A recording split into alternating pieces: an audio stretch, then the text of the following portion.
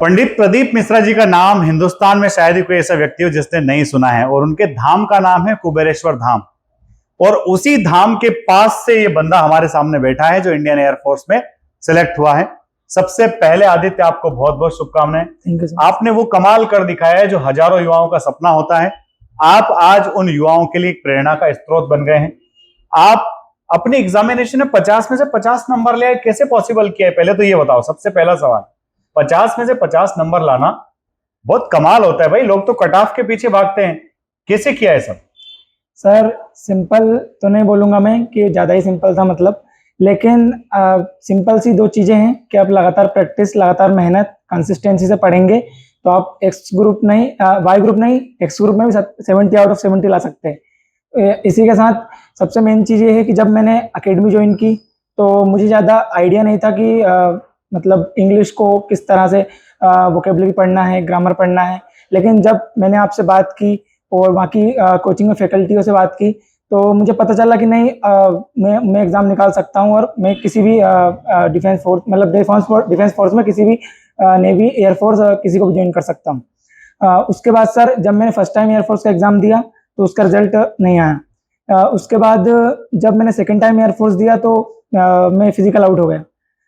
And जब third time मेरा selection हुआ, मतलब फाइनली मैंने क्वालिफाइड किया एग्ज़ाम, तो सर मेरे इंग्लिश में 20 आउट ऑफ 20 आए और जो बाई ग्रुप में है 50 आउट ऑफ 50 आए।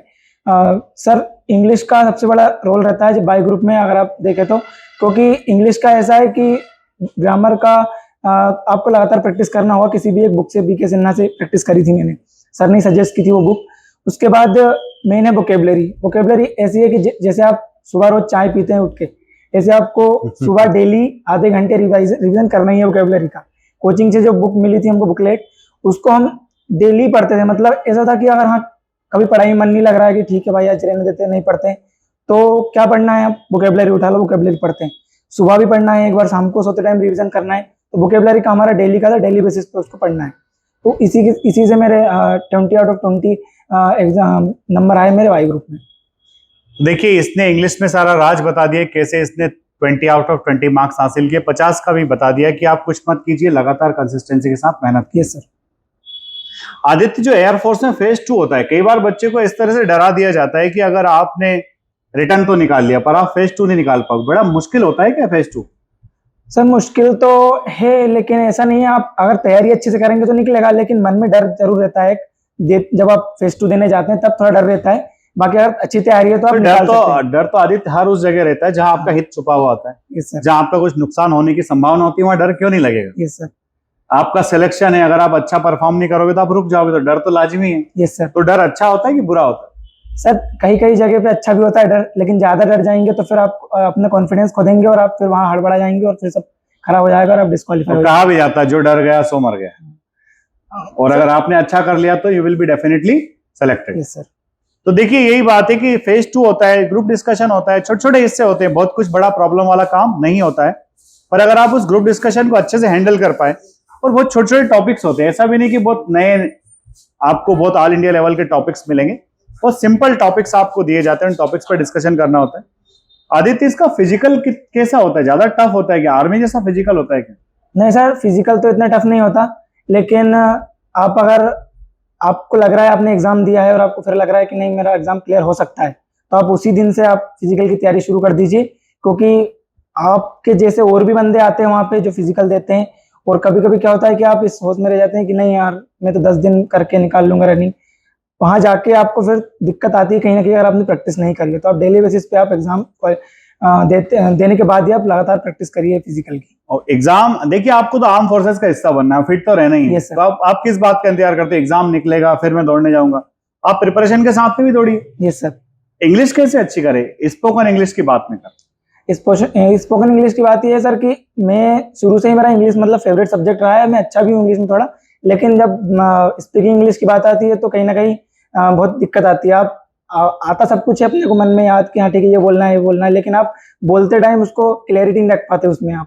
तो जब सर आप इस मतलब एयरफोर्स का एग्जाम देते हैं तो बहुत सारी स्टेजेस आती हैं, आप एग्जाम क्वालिफाई करना होता है, फिर फेज 2 उसमें GD फिजिकल। तो GD का एक बहुत बड़ा रोल है, क्योंकि पिछले 2 इंटेक से काफी बच्चे GD बहुत आउट हो रहे हैं। फिजिकल में तो ऐसा है कि आप अपने मेहनत से काफी तैयारी कर सकते हैं और निकाल सकते हैं। लेकिन सर जीडी में लास्ट 2 टेक से काफी बंदे बाहर हो रहे हैं। तो तू हर बार जीडी में कैसे पास हो? तेरे सारे दोस्त जीडी में कैसे पास हो जाते? सर जीडी का यही है कि आप अगर आप ये सोचेंगे कि नहीं मैं ये याद कर लूंगा और ये टॉपिक 8-10 टॉपिक रख के चला जाऊंगा और फिर वहां बोल दूंगा, नहीं, आपको घर पे भी नहीं, आप मतलब क्लासेस ज्वाइन कीजिए फोर्स डिफेंस एकेडमी में, वहां पे आइए। हमने भी यहीं से ज्वाइन किया, यहीं से तैयारी की जीडी की, और लगातार हम डेली आते रहे यहाँ पे। मतलब सर क्लासेस 2-3 घंटे रहती थी, लेकिन हम उसके बाद भी आपस में डिस्कशन करते रहते थे। सर बताते थे कि कहीं दिक्कत आ रही है तो मुझसे पूछना, और बाकी जैसे हम कहीं गलती करते तो भी सर बताते थे। कर्नल सर भी ने भी मतलब हेल्प किया था शुरू से ही।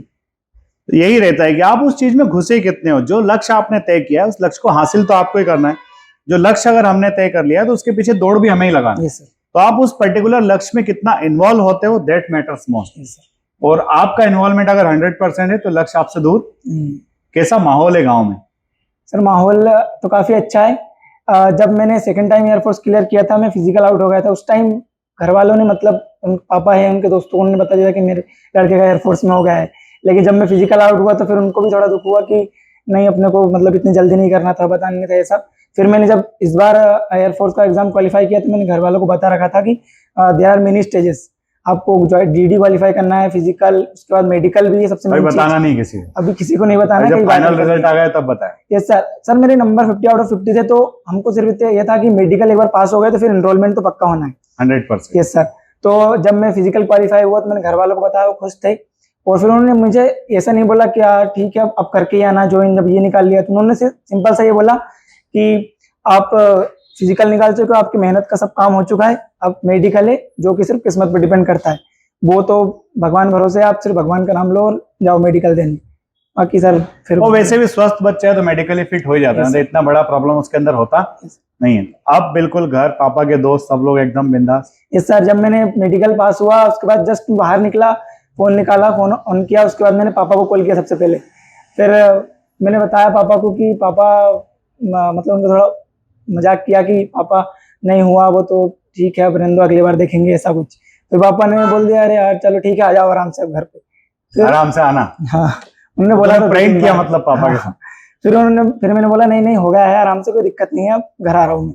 तो फिर वो बहुत खुश हुए। उन्होंने फिर बोला भी कि किसी को मत बताना, मैं जाके बताऊंगा सबको, मतलब खुशी सबको बांटूंगा। सही बात है। ऐसा होता है कि अचीव आपकी, जैसे कहा जाता है ना कि पिता की दौलत पे क्या घमंड करना, है ना। बात तो तब बने जब अचीवमेंट आपका और घमंड पिताजी को। तो वो बात यहाँ साबित सही हुई कि पिताजी ने कहा कि आप मत बताना, मैं बताऊंगा। वाकई यही है कि बच्चों की सफलता पेरेंट्स देखना चाहते हैं। हर बच्चे को पेरेंट्स सफल होने के लिए आगे बढ़ाते हैं, उसको इसीलिए भेजते हैं। और अगर बच्चा सही डायरेक्शन में मेहनत करता है डेफिनेटली सफल भी होता है। तो आपने आदित्य की सारी बातें सुनी और इसने सब कुछ आपको बताया भी। आई होप आदित्य की ये सारी बातें आपको डेफिनेटली हेल्प करेगी। बिंदास मेहनत कीजिए, लोगों की बातों में मत आइए कि 4 साल का है, 10 साल का है, 15 साल का है। आपने जो सोचा है, जो आपका लक्ष्य है, ऐसा हर एग्जामिनेशन देने वाला बच्चा कौन सा सफल हुए जा रहा है, आप सब देख रहे हैं। कौन सा, इतने सारे, आप 10 एग्जामिनेशंस देखिए, रेशियो देखिए। हर एक एग्जामिनेशन का अपना अपना रेशियो है, हर एक एग्जामिनेशन का अपना अपना इंटेक है। और सबसे बड़ी बात तो ये कि एयरफोर्स नेवी की एग्जामिनेशन साल में 2 बार आती है।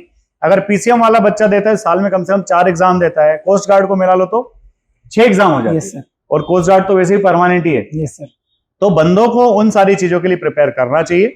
और अगर लक्ष्य तय कर लिया है तो लक्ष्य हासिल भी होता है, क्योंकि लक्ष्य होते ही हासिल करने के लिए बिंदास मेहनत कीजिए। आदित्य आपको एक बार फिर से शुभकामनाएं बहुत बहुत। वीडियो अगर अच्छा लगा है तो इसको लाइक शेयर सब्सक्राइब करना ना भूलें। जय हिंद, जय भारत, इंकलाब जिंदाबाद, भारत माता की जय।